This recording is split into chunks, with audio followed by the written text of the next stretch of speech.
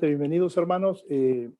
Hoy empezamos una nueva serie en el nombre del Señor, ah, que sea de provecho para nuestras vidas, que sea de edificación para nosotros. El tema de hoy es cuando Jesús viene a la iglesia. Es la serie que le he titulado Correo de parte de Jesús, o si usted le quiere llamar un email de parte de Jesús. Y ahorita vamos a ver por qué. Nos vamos a basar la enseñanza del día de hoy en el libro de Apocalipsis, capítulo 2. Hoy cubriremos solamente del 1 al 7. En las siguientes enseñanzas seguiremos en los mismos libros de Apocalipsis, pero avanzando. Muy bien. Déjeme decirle que si Jesús visitara nuestra iglesia, tendríamos que hacernos preguntas. La primera es, ¿qué diría, qué opinaría al respecto? Acabamos de ver una serie, ¿verdad? Varios conceptos importantes en la vida del cristiano, pero desde la perspectiva de Dios. Ahora nos toca ver qué es lo que el Señor Jesús podría estar diciendo, ¿sí? Y en esa hipotética visita de Jesús a nuestra iglesia, la pregunta es, ¿qué diría, qué opinaría al respecto? ¿Estaría impresionado por las cosas que tal vez están impresionando a los demás? ¿Comentaría el lugar donde nos estamos congregando o la forma como lo estamos haciendo? Eh, ¿Acaso mencionaría el tamaño de la congregación? No sé, tal vez preguntaría cuánto dinero se ofrendó la semana pasada. ¿O se sentiría un extraño ahí entre nosotros? Eh, Tengo amigos pastores y por ellos sé que siempre se sienten un poco nerviosos cuando alguien les dice, pastor, visité su iglesia el domingo pasado y eso es eso es lo que viene después del lo que los preocupa, ¿verdad? Eh, la pregunta es, ¿y si Jesús mismo pasara por aquí en estos momentos? ¿Usted cree que el pastor hubiese deseado trabajar más duro en su sermón? Yo creo que la respuesta es sí, ¿no? Lo vimos la clase pasada con ese ejemplo de el presidente Carter que visitaba familias así de repente, ¿no? Claro, les avisaban con tiempo, pero las familias se esforzaban, se afanaban en tener la casa lo más limpia posible, ¿no? Brillante. Y si nos avisaran que el Señor estaría hoy conectado a Zoom, ¿qué estaríamos haciendo? Bueno, el primero que empezaría sería el pastor, ¿no? Puliendo ahí su mensaje, ¿verdad? Estaba leyendo acerca de eh, John Stott. Él escribió un libro, sí, hace muchos años. El libro se llama Lo que Cristo piensa de la iglesia. Y precisamente está basado en lo que hoy vamos a ver, en esas cartas a las 7 iglesias, allí en Apocalipsis, capítulo 2 y capítulo 3. Y el libro en sí para mí es excelente, pero a mí lo que me llamó la atención fue el título del libro, ¿verdad? ¿Qué piensa Jesús de la iglesia? ¿Qué piensa de la iglesia a la que asistimos, en la que nos congregamos? Afortunadamente, no nos quedamos a preguntarnos sobre cuestiones más amplias, ¿verdad? Pero algo así sencillo, ¿qué piensa de donde me estoy congregando con mis otros hermanos? Y con esta enseñanza del día de hoy estamos comenzando una serie de 7 partes sobre las cartas a las iglesias en Apocalipsis capítulo 2 y capítulo 3. Y debido a que las cartas son cortas, yo le llamo a esta serie el correo electrónico de Jesús, ¿verdad? Porque cuando usted recibe un email no recibe una carta completa, ¿verdad? Recibe solamente, digamos, lo importante, ¿verdad? Entonces, si leemos con atención estos pasajes de Apocalipsis, nos vamos a dar cuenta que el Señor está enviando cortos mensajes, pero llenos de sustancia, llenos de sabiduría, llenos de esperanza tal vez, pero también podríamos decir condenación, no lo sé, vamos a verlo hoy. Porque en estas 7 cartas, nuestro Señor realiza una especie de visita pastoral a las 7 iglesias, ¿sí? Las que eran iglesias locales en ese tiempo, en aquel siglo, ¿verdad? Y en cada caso, él adapta un mensaje o envía un mensaje que se adapta a esa congregación en ese lugar y en ese momento preciso de la historia, ¿verdad? Y todas estas iglesias eran reales, ¿sí? Se encontraban organizadas en Asia Menor, lo que actualmente es la parte occidental de Turquía. ¿Y qué era el punto común en esas iglesias? De que todas estas iglesias estaban luchando contra la persecución y también contra la tentación y buscaban un compromiso moral y espiritual. Y por estar luchando contra todo lo anterior, les era muy difícil, ¿verdad? Podemos poner como ejemplo la iglesia de Esmirna. Ellos enfrentaban persecución, más que las otras iglesias. Por ahí leía que la iglesia de Tiatira enfrentaban problemas también grandes, pero eran de otro tipo, eran de libertinaje moral dentro de la iglesia. Y yo creo que la iglesia en la posición más envidiable, podríamos decir, sobre todo en lo económico, era la iglesia de la Odisea. Pero esa iglesia es la que recibe la advertencia más dura de parte del Señor. Leer Apocalipsis, capítulo 2 y capítulo 3, es como leer el correo electrónico de otra persona. ¿Sí? Estas son iglesias, como dije anteriormente, reales, llenas de personas como usted y como yo, que luchan con problemas reales y tal vez muy similares al suyo y al mío. Mencionamos tentación, mencionamos libertinaje, mencionamos otro tipo de cosas, persecución, ¿sí? Pero aunque 2000 años nos separan de ellos, sus problemas no son muy diferentes a los nuestros. Y al leer estas 7 cartas, hermanos, nos vamos a ver a nosotros mismos y a nuestras congregaciones, pero bajo una nueva luz, ¿sí? Eh, yo creo que necesitamos esta serie, porque es fácil pensar que mientras la iglesia está ocupada, todo debe estar bien, ¿verdad? Esto es muy fácil de pensar, pero llevarlo a cabo es lo que a veces nos causa tensión, problemas, ¿verdad? Y yo he tenido mucho tiempo para pensar en esto porque la mayor parte digamos, de mi ministerio la he pasado en la iglesia local.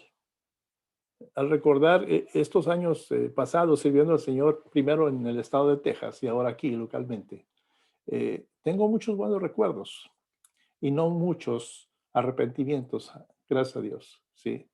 Y recuerdo que muchas veces cuando me pregunté, eh, ¿cómo vamos? ¿Cómo estamos realmente? Eh, las respuestas venían de muchas partes, ¿verdad? En mi mente, ¿verdad? Pero es difícil saber la respuesta a esa pregunta cuando estás ahí en las trincheras, como aquel soldado que está esperando que caigan los misiles, ¿no? Y las bombas, las granadas, todo eso. Porque esa es la iglesia. Seguimos bajo persecución. Y como lo he mencionado en otras ocasiones, aún nuestra propia familia nos persigue. No que corran detrás de nosotros, ¿no? Pero cuando queremos compartir, se distancian de nosotros, se separan de nosotros. Inclusive he sabido de familias personas que me han dicho, yo traté de compartirle a mi hermano y a su esposa y cuando me despedí ese día me dijeron, si vas a venir otra vez, eres bienvenido, pero no traigas tu Biblia ni tu Jesús aquí con nosotros. Y es triste escuchar eso. La pregunta es, ¿qué estamos haciendo mal? ¿Sí? Y estas cartas de Jesús, porque si usted lee bien es Jesús el que está hablando, ¿verdad? Es una revelación de Jesús a Juan, que escribió el Apocalipsis, ¿verdad? Pero eso es lo que está diciendo el Señor. ¿Cómo están? ¿Por qué esto? ¿Por qué el otro? ¿Verdad? Entonces, hay cosas, sí, muy importantes de esta de la iglesia. Tenemos que averiguar varias respuestas a las muchas preguntas que nos podemos hacer cuando servimos al Señor, ¿verdad? Entonces, no sé, am, tenemos que básicamente escarbar en lo que está sucediendo para poder encontrar la respuesta correcta, ¿verdad? Porque todas estas cosas importan. El dinero que damos dice algo importante, ¿verdad? Y la cantidad de personas que se presentan también dice algo. La gente en mi opinión, ¿verdad? Vota con su bolsillo y con los pies, o con su presencia todos los domingos, ¿verdad? Y medimos nuestras iglesias de esa manera. Pero Jesús, evidentemente, no lo hace de la misma manera que nosotros. Lo de él es un poco más impactante, ¿sí? Entonces, ¿qué busca Jesús cuando viene a la iglesia? Y estas 7 cartas, hermanos, nos van a proporcionar una respuesta clara e importante de lo que el Señor busca en su cuerpo, en sus hijos. Y con esto de trasfondo, podemos comenzar, ¿verdad? La primera carta fue a Éfeso, una de las principales ciudades del mundo antiguo, ¿verdad? En ese entonces. ¿Y debido a qué? Debido a que estaba ubicada como un puerto, una ciudad portuaria, ¿verdad? Estaba a orillas del mar Egeo, eh, y era en muchos sentidos el centro comercial de Asia. Pero también fue el hogar de ese templo de la famosa diosa Artemisa, ¿verdad? Que también le llamaban Diana, que por cierto fue catalogada como una de las 7 maravillas del mundo antiguo anteriormente, ¿verdad? Por ahí llegaban tres vías principales, 3 carreteras principales que unían a Éfeso con el resto de las otras ciudades importantes, ¿verdad? Y eso lo convertía en una puerta de entrada a las provincias romanas que estaban al este de Roma, ¿verdad? Y pues sí, leyendo, nos enteramos que la ciudad pues era un centro bullicioso, ¿verdad? Lo que hoy se podría decir un centro cosmopolita. Había gente de todas partes, ¿verdad?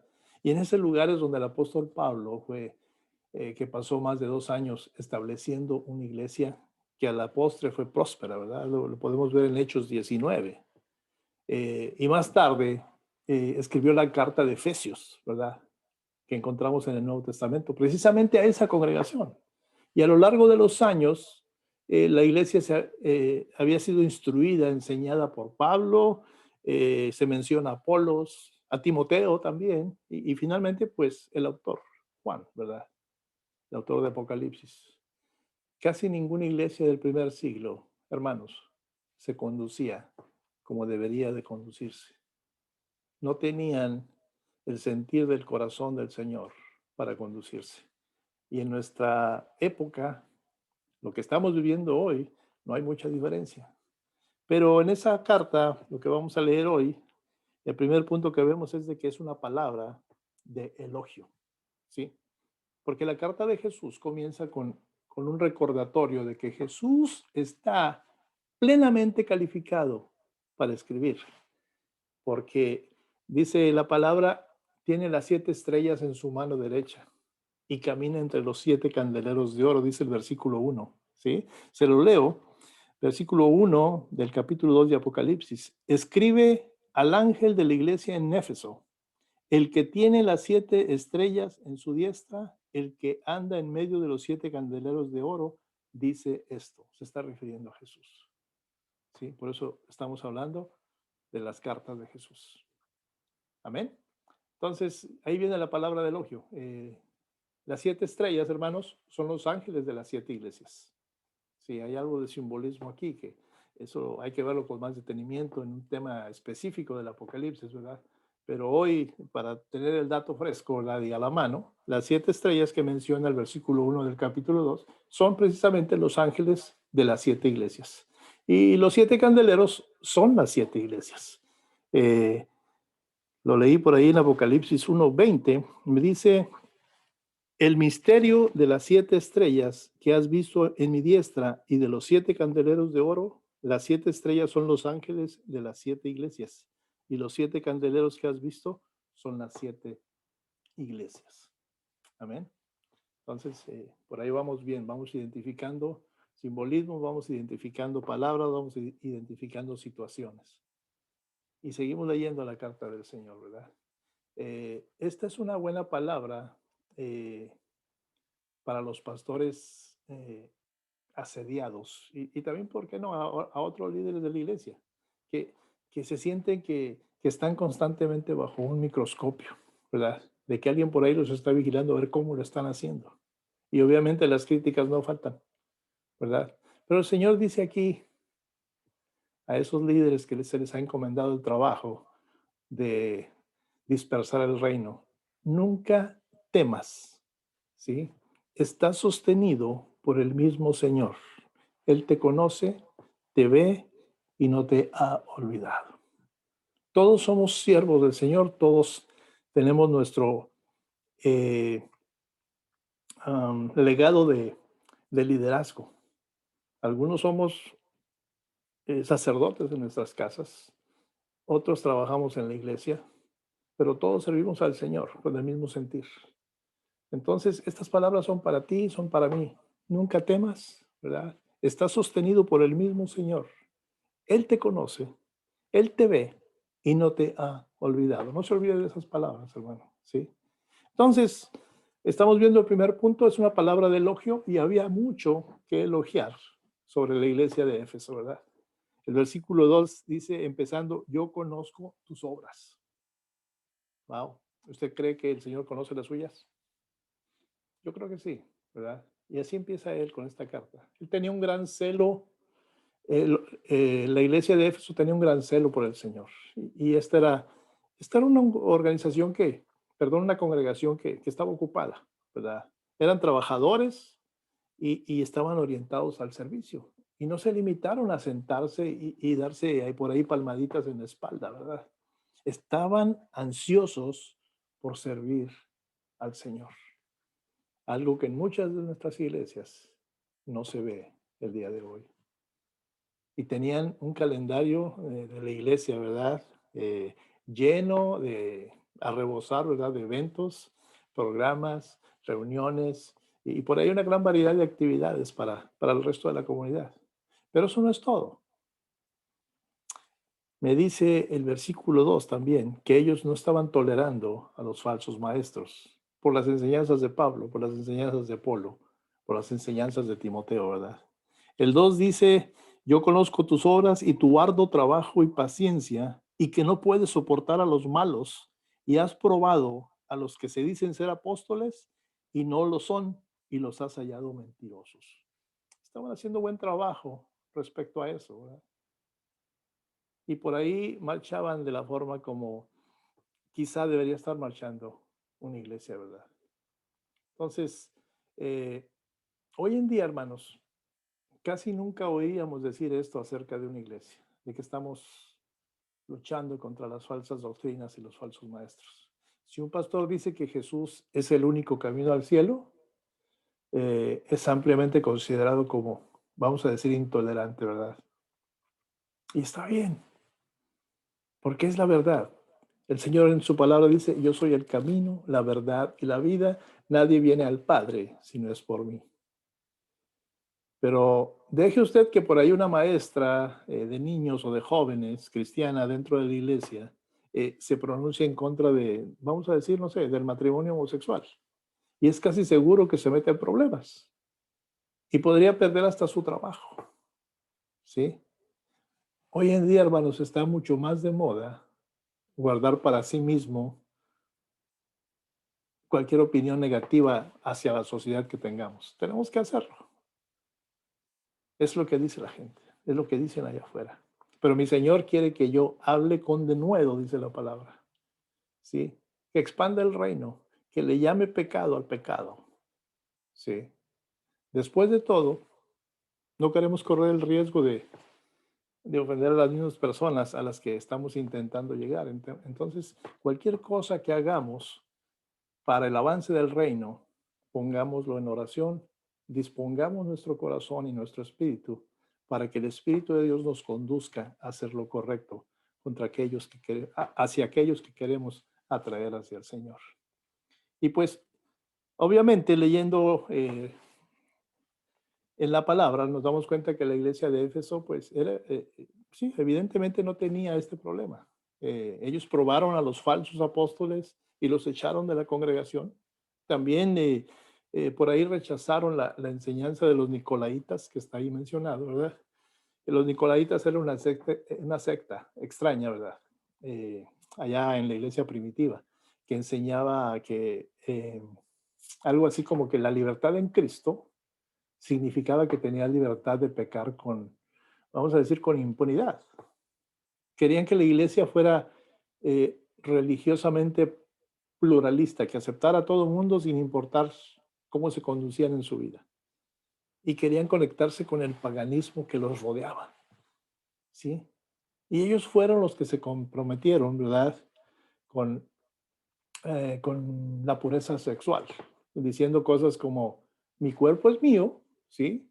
Puedo hacer con él lo que quiera y seguir estando en buena disposición ante Dios, en buena posición ante Dios. Pero aquí lo que me dice Jesús, y lo debo de notar, que en realidad dice que odia la doctrina de los nicolaítas. Vea usted el versículo 6 del capítulo 2. Me dice, y se lo está diciendo a la iglesia de Éfeso, después de halagarlos, ¿verdad? Les está diciendo, pero tienes esto, que aborreces las obras de los nicolaítas, las cuales yo también aborrezco. Y esto es muy políticamente incorrecto que Jesús hable así, pienso yo, ¿verdad? El Jesús de la imaginación popular, el que todos creen que conocen,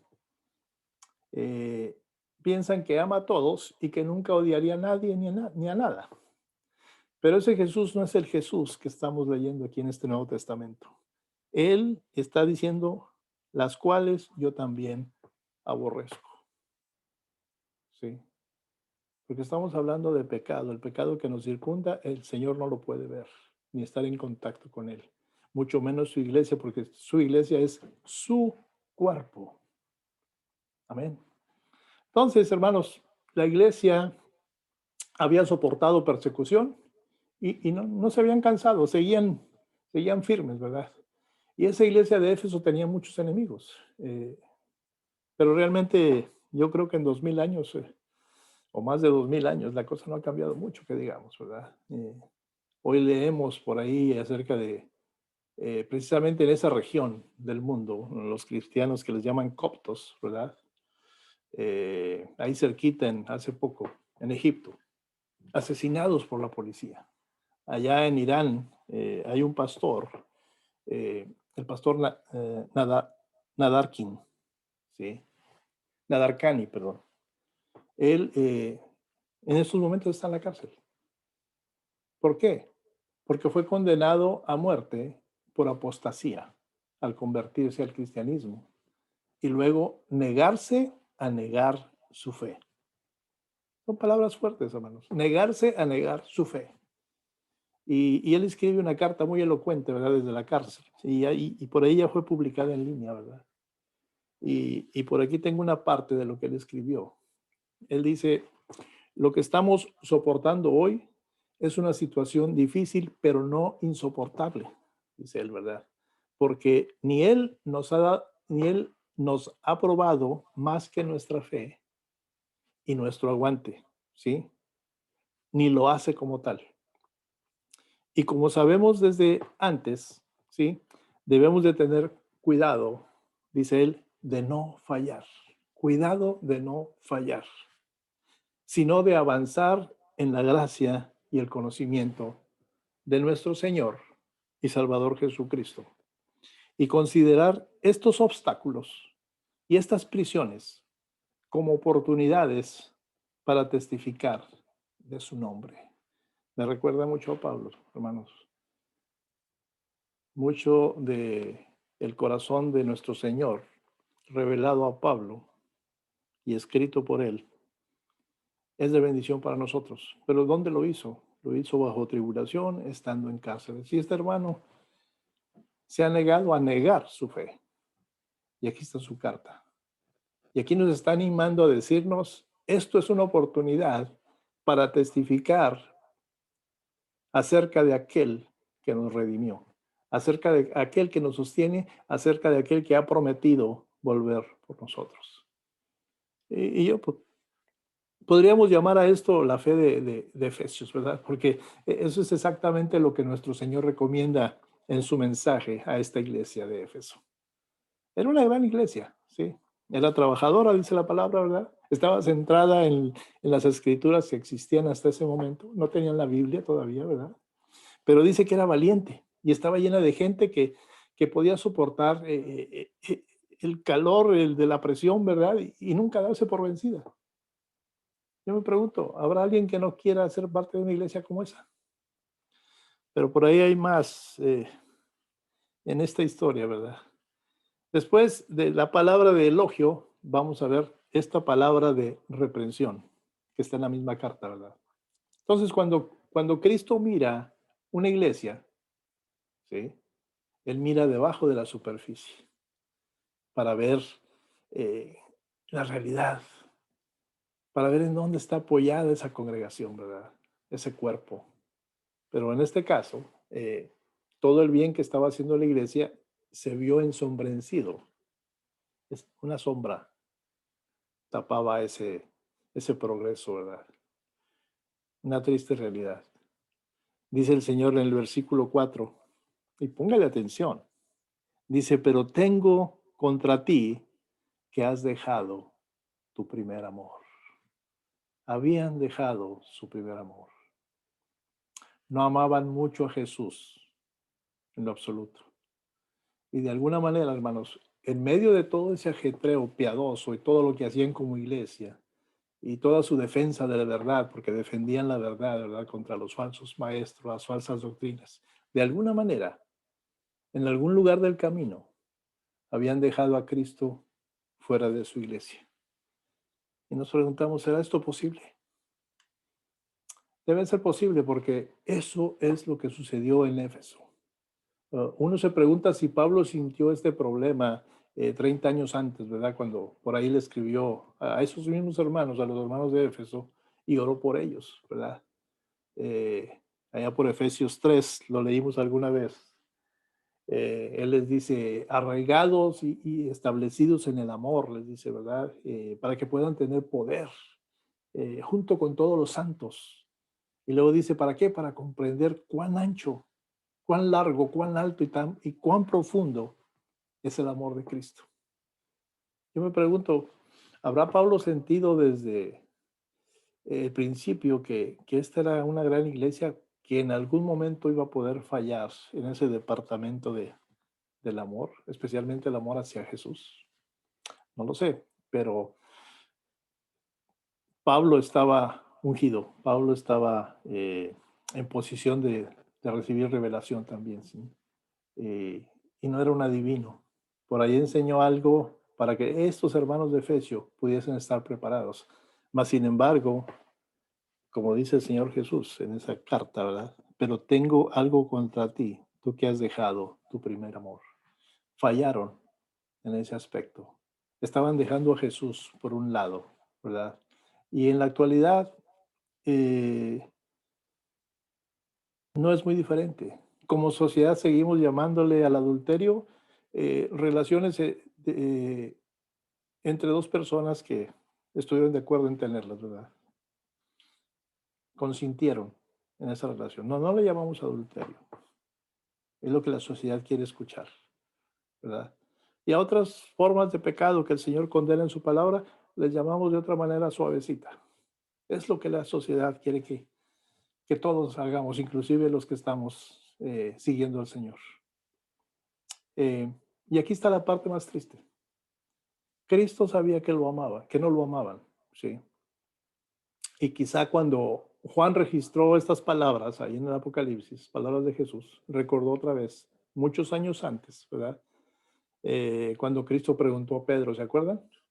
¿Cuántas veces le preguntó el Señor a Pedro? No una, sino tres.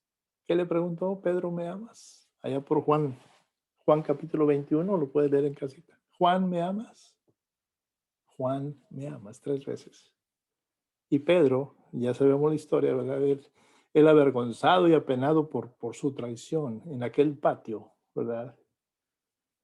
Eh, por ahí deja escapar lo que cualquiera de nosotros hubiera dicho, igual que él, Señor, tú sabes que te amo. Fue la exclamación de Pedro después de tres veces la misma pregunta. Y lo que le pasó a Pedro nos puede pasar a cualquiera de nosotros. Y yo sospecho que lo que sucedió en esa iglesia de Éfeso es aún más probable que esté pasando entre nosotros. Porque qué fácil es sustituir el conocimiento, ¿verdad? Lo que la palabra me indica, por un corazón cálido hacia Jesús. Y tenemos que reforzar ese amor, ese sentir hacia nuestro Señor. Después de todo, Él es amor, dice la palabra. Y Él menciona, soy camino, soy verdad. Quieren venir al Padre solamente a través mío. Pero, no sé, con qué rapidez, hermanos, justificamos nuestros corazones duros, ¿verdad? Señalando vamos a llamarle toda nuestra religiosidad. Eh, y mencionamos que lo que hacemos todo está bien intencionado, pero no. Por ahí me encontré una cita, ¿verdad? Es un autor, Michael Horton, ah, y yo creo que lo que él escribió ahí se puede aplicar por igual a la iglesia de Éfeso que estamos viendo ahorita y a nosotros. Él dice, podemos perder a Cristo por distracción, tan fácilmente como por negación. Se lo leo nuevamente. Podemos perder a Cristo, ¿sí? Por distracción, tan fácilmente como por negación, ¿sí? Y creo que eso es lo que pasó en Éfeso. Se distrajeron de Jesús durante el proceso y lo perdieron. Pero Jesús, hermanos, nuestro Señor no se dejará engañar nunca, ¿verdad? Ahí en el versículo 5, ¿sí? Les da esa receta simple, pero a la vez profunda y desafiante, ¿verdad? Léalo conmigo. Apocalipsis 2, versículo 5. Recuerda, por tanto, de dónde has caído y arrepiéntete y haz las primeras obras. Pues si no, vendré pronto a ti y quitaré tu candelero de su lugar, si no te hubieres arrepentido. Wow. Recuerda cómo solía ser, dice el Señor. Arrepiéntete. Cambia de opinión, cambia de corazón y vuelve a hacer los trabajos que hacías antes. Repite los primeros trabajos. Dice, haz las primeras obras, dice el versículo. Y eso a mí me parece una receta eminentemente sensata, ¿verdad? ¿Por qué? Porque supone una verdad espiritual importante. No recuperas tu primer amor perdido, ¿verdad? De la noche a la mañana. Usted pregúntele por allá a cualquier pareja que haya pasado por una crisis en su matrimonio. Una relación de matrimonio no se deteriora de la noche a la mañana, hermanos, pero tampoco se restaura de la misma manera de la noche a la mañana. Recuerda esto, la curación lleva tiempo. Y así es en el ámbito espiritual. Y todo comienza con un buen recuerdo, ¿verdad? El versículo 5 dice, recuerda la altura de la que has caído, ¿sí?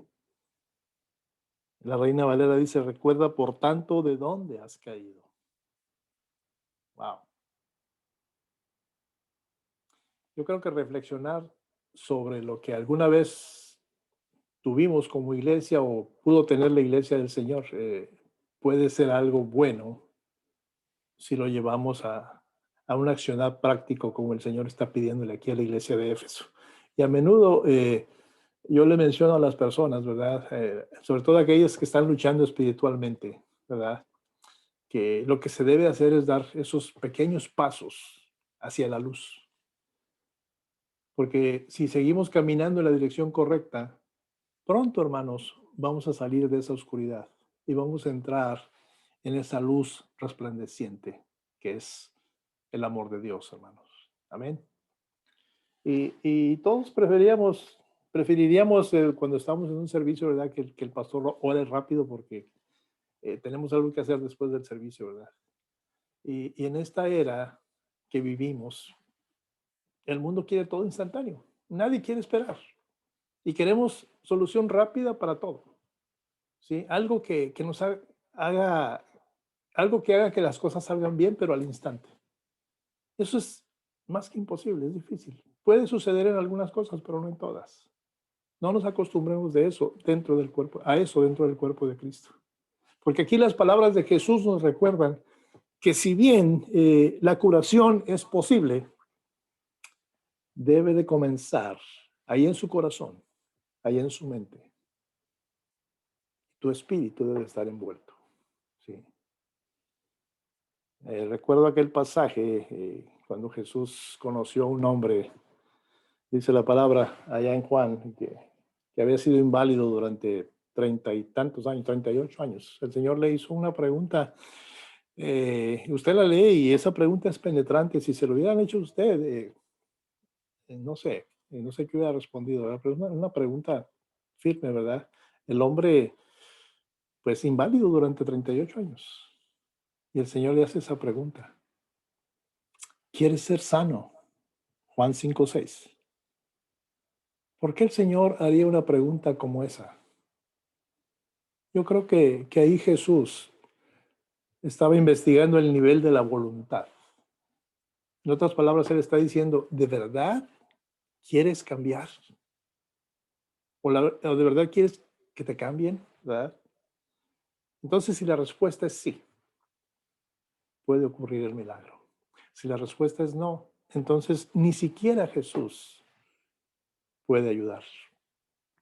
Tiene mucho que ver con la voluntad. Estamos en una posición de escuchar la voz del Señor, obedecerle, exaltarle y glorificarle con lo que Él nos pide dentro de su iglesia. Y hay muchas cosas que se están haciendo y que están por hacerse, que las debemos de hacer con ese sentir, con una voluntad orientada a glorificar a nuestro Señor. Todos, hermanos, todos estamos enfrentados al mismo desafío actualmente, porque las cosas que sucedían en Éfeso no son muy diferentes a las que están ocurriendo actualmente. Yo le pregunto, ¿estamos tan cómodos donde estamos que no queremos cambiar? ¿Usted cree que aquel hombre al que Jesús le preguntó estaba contento de estar inválido durante 38 años y no quería cambiar? Y le repito la pregunta, ¿estamos sintiendo que estamos haciendo todo bien y que no queremos cambiar? Si es así, Jesús no tiene más que decirnos y Él no va a intervenir. Pero si sentimos esa, llamémosle, esa conmoción de Dios en nuestro interior, que nos despierte, ¿verdad? Que nos haga activarnos, que nos haga sentir ese amor por Él nuevamente, ¿verdad? Vamos a hacer lo que Cristo prescribe ahí en Apocalipsis 2. Reflexionaremos sobre nuestras bendiciones pasadas, lo que Él ha traído a nuestras vidas, lo que Él ha traído a nuestra familia, a nuestra gente, a nuestro corazón, a nuestro cuerpo, a nuestra salud. Nos vamos a arrepentir de nuestra vida egocéntrica.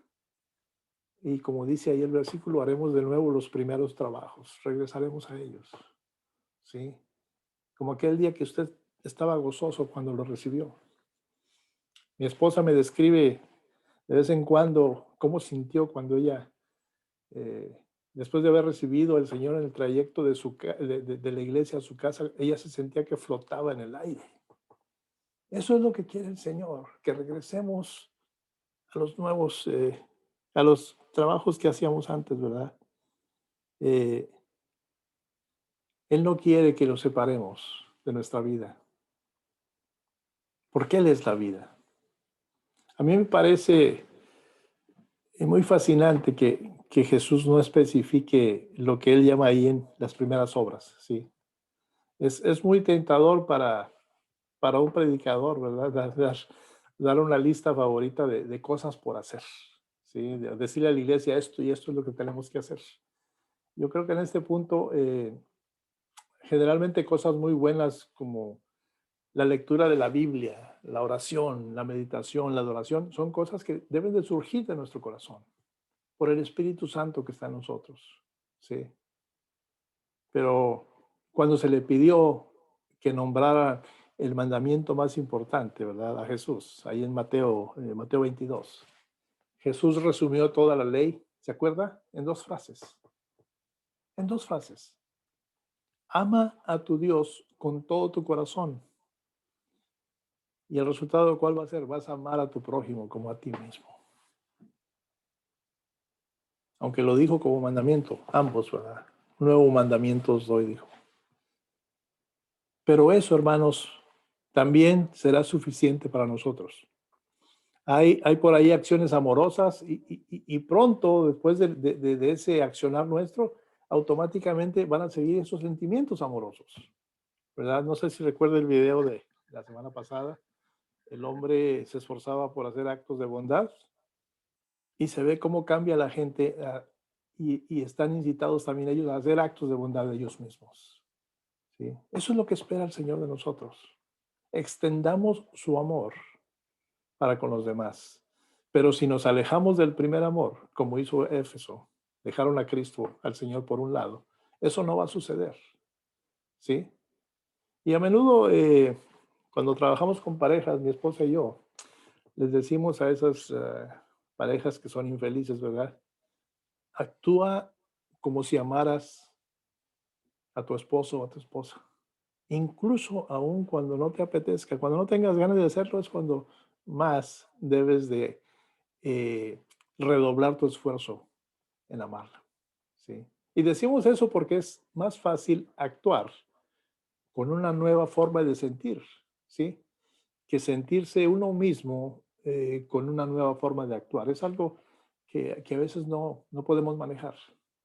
Y esa es la palabra que da el Señor eh, a la iglesia de Éfeso, ¿verdad? Una palabra de reprensión. Ahora vamos a ver la palabra de advertencia, una palabra de advertencia, ¿verdad? No debemos, hermanos, saltarnos esas palabras, para mí, en mi opinión, solemnes de Jesús, ¿verdad? Ahí en el versículo 5, ¿sí? Ya las leímos, pero se la leo nuevamente. Recuerda, por tanto, de dónde has caído, y arrepiéntete y haz las primeras obras, pues si no, vendré pronto a ti y quitaré tu candelero de su lugar si no te hubieres arrepentido. Wow. Entonces, si no te arrepientes, iré a ti y quitaré tu candelero de su lugar. Aquí el candelero, hermano, representa esa aprobación de Dios a la iglesia misma. ¿Sí? Ninguna iglesia, hermanos, tiene un derecho, vamos a decir, ilimitado a las bendiciones de Dios. Así como hablamos de la gracia, que va a haber gracia suficiente para cualquier situación en tu vida. Así están las bendiciones de nuestro Señor. Y como iglesia no tenemos derecho a decir las bendiciones de Dios son limitadas, solamente vamos a obtener esto del Señor. No, el Señor da a manos llenas el momento que Él sabe que debe de llegar la bendición y la cantidad de bendición que debe llegar a su vida. El Señor, hermanos, puede quitar ese candelero de cualquier iglesia. ¿Sí? Déjeme hacerle una pregunta. Y yo le confieso que yo no tengo respuesta a esa pregunta. ¿Cómo sabe una iglesia cuando se le ha quitado el candelero, como lo menciona aquí Apocalipsis? No, yo no sé. Mi sugerencia es que la iglesia misma eh, en sí nunca lo van a saber, sí. La iglesia misma no se va a dar cuenta, ¿verdad? Nunca lo sabría porque en cierto sentido, pues nada iba a cambiar. Dios quitaría la mano de la iglesia y todo continuaría como de costumbre. Estaba sucediendo en Éfeso. Entonces, ¿qué iba a pasar? El predicador seguiría predicando, el coro seguiría cantando, por ahí las luces, si se está en un lugar, ¿verdad? Encenderían, se apagarían, el sistema de sonido funcionaría, o en este caso, la computadora, la luz, el micrófono, todo funcionaría bien, el mismo programa de Zoom funcionaría bien, ¿verdad? Eh, si estuviésemos en una congregación, pues sí, los sugieres recogerían la ofrenda, ¿verdad? El grupo de adoración lideraría en adoración a la congregación, ¿verdad? La gente iba a aplaudir, los diáconos iban a orar por los hermanos, ¿verdad? Los adolescentes o los niños tendrían sus clases, sus reuniones. Pero ¿sabe qué? Dios no estaría allí. Sería como una religión sin realidad, una predicación sin poder, una iglesia sin Jesús. Y esto es, para mí es un hecho triste, sí, muy triste, porque esa es la razón por la que la iglesia de Éfeso finalmente dejó de existir. De hecho, simplemente ya no existía ante los ojos de Dios. Pero quizá eso sea mejor que continuar como iglesia cuando Jesús está ausente. Esa es una palabra de advertencia. La última palabra que nos da esta carta, este email de Jesús, como yo le he llamado, es una palabra de invitación. ¿Sí? Y de esta manera llegamos a una pregunta fundamental. Escúchela. Póngale atención. ¿Estamos escuchando lo que Dios está diciendo? Por ahí leyendo estos capítulos de Apocalipsis me di cuenta de algo. Cada una de las 7 cartas, los 7 mensajes a estas 7 iglesias incluye esta frase. El que tiene oído, oiga lo que el Espíritu dice a las iglesias. Ahí en el versículo 6 lo podemos ver, ¿sí? Pero tienes esto que aborreces las obras, perdón, el 7. El que tiene oído, oiga lo que el Espíritu dice a las iglesias. Al que venciere, le daré a comer del árbol de la vida, el cual está en medio del paraíso de Dios. ¿Tenemos oídos para escuchar, hermanos? ¿O ya estamos demasiado distraídos por el ruido del mundo? Piensen eso. La fe cristiana es una relación, no una religión como la llama el mundo. ¿Sí? Pero es una relación de oídos, de escuchar la palabra del Señor, de saber lo que Dios está hablando, de conocer su corazón a través de su carácter. La pregunta es, ¿estamos escuchando?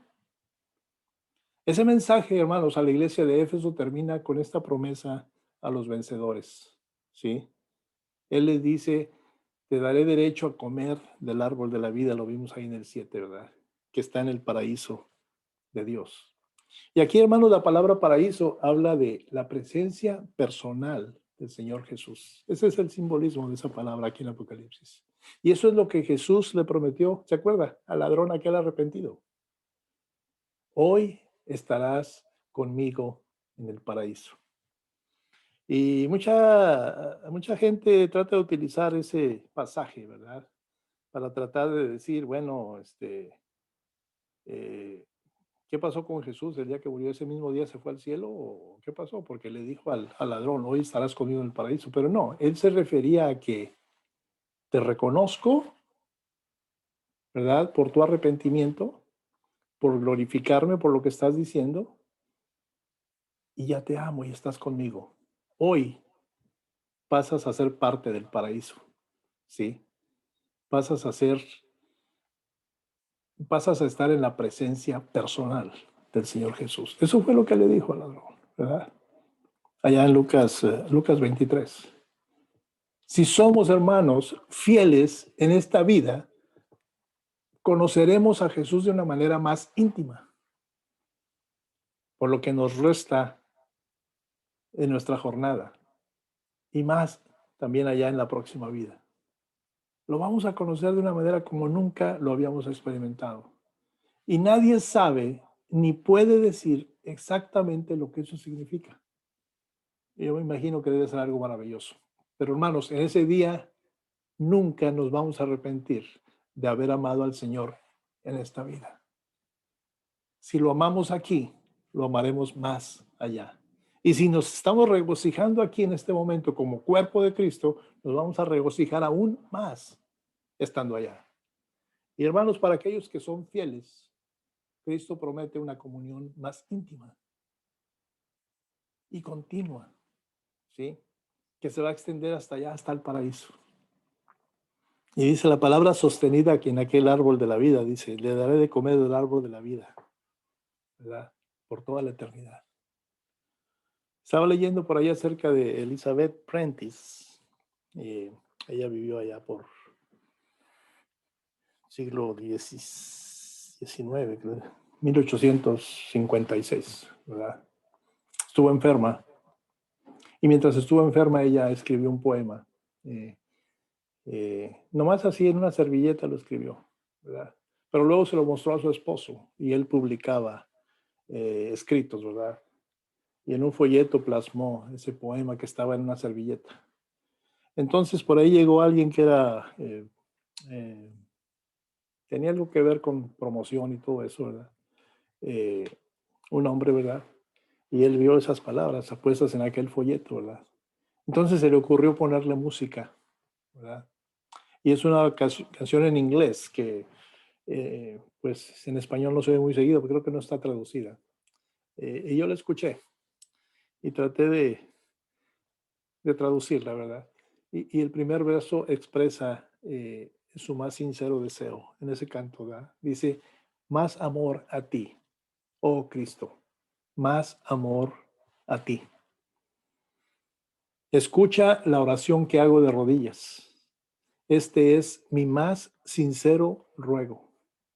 Más amor, oh Cristo, para ti. Más amor para ti. Más amor para ti. Y el segundo verso del canto, ¿verdad? Que está basado en ese poema de Elizabeth Prentice, describe la oración que la iglesia de Éfeso necesitaba hacer. Ella escribió, una vez el gozo terrenal anhelaba, buscaba paz y descanso. Ahora solo a ti te busco. Da lo mejor. Y esta será toda mi oración. Mi amor, oh Cristo, para ti, más amor, oh Cristo, para ti.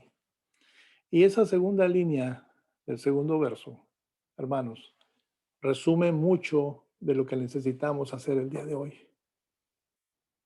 Sí, dice, ahora solo a ti busco, te daré lo mejor. Yo no sé realmente qué hay en su corazón acerca de pertenecer al cuerpo de Cristo, acerca de lo que usted está buscando al pertenecer al cuerpo de Cristo.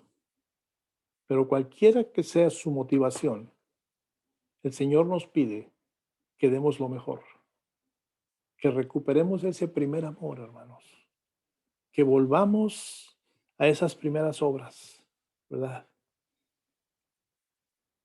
No nos pongamos en la posición de que el Señor nos arrebate esa luz, ese candelero. Sí. Entonces, le repito esa parte de la segunda línea. Ahora solo a ti te busco, te daré lo mejor, Señor. Entonces, finalizando hoy nuestro primer mensaje a las 7 iglesias, mi oración es que sea en el espíritu de esta vieja canción acerca del Evangelio, que más amor podamos darle al Señor a través de lo que hagamos dentro de su cuerpo. Más amor para Él. No queremos caer en la posición de esa iglesia de Éfeso. Y vamos a continuar con esta serie, Correo de parte de Jesús, ¿verdad? Recuerde, hoy hablamos de ese título hipotético, si Jesús viniera hoy a tu iglesia. ¿Estaría impresionado lo que tú y yo estamos haciendo? ¿Daría su opinión favorable para nosotros? ¿Comentaría del tamaño de la congregación? ¿Hablaría acerca de lo que se ofrenda o no se ofrenda? ¿O se sentiría que está fuera de lugar, que no está donde debe de estar? Cierra sus ojos, hermano, por favor. Amado Señor, gracias, Padre, por tu Espíritu Santo, por tu palabra. Y gracias, Señor, por este tiempo con mis hermanos. Gracias te damos, Señor, por la vida de tu Hijo, por su sacrificio en la cruz. Y Padre amado, hoy empezando esta nueva serie, Señor, queremos reconocer la necesidad que hay dentro del cuerpo de Cristo de fortalecer nuestro esfuerzo en buscarte, en amarte, en obedecerte, Señor. Podríamos decir que estamos haciendo muchas cosas bien, Padre, pero tú conoces la realidad, tú conoces lo que hay bajo la superficie, Padre. Tú conoces el corazón de cada uno de nosotros Y hoy, Padre, te pedimos misericordia, hoy te pedimos de esa redención, Padre, que tú infinitamente das liberalmente al que la pide, Padre. Y hoy te rogamos por ella, Padre. Libéranos de nuestro letargo, libéranos de cualquier cosa que impida que tu reino avance, Señor. Nos has dado un trabajo, nos has dado dones, nos has dado una misión, Padre amado. Hoy, Señor, te pedimos que nos hagas dignos, aptos para ella. Te pido que bendigas cada hogar esta mañana y, Señor, que tu Santo Espíritu nos empuje, Señor, a glorificarte al trabajar, en el trabajar para tu obra, Señor. Gracias, Padre, porque tenemos esa oportunidad. Es un privilegio, Padre amado. Señor, gracias te damos hoy por cada una de estas mujeres que les has dado también el privilegio de ser madres. Gracias, Señor, porque tu carácter se revela a través de ellas, Señor. Bendice cada hogar, Señor, bendice el fruto del esfuerzo, del trabajo de cada uno de mis hermanos. Y hoy, Padre, te pedimos por esta nueva etapa de crecimiento como hijos tuyos. Permite que la verdad y solamente la verdad sea expuesta a través de este medio, Señor, y que sea de provecho para cada uno de tus hijos. Perdona, Padre, nuestras faltas.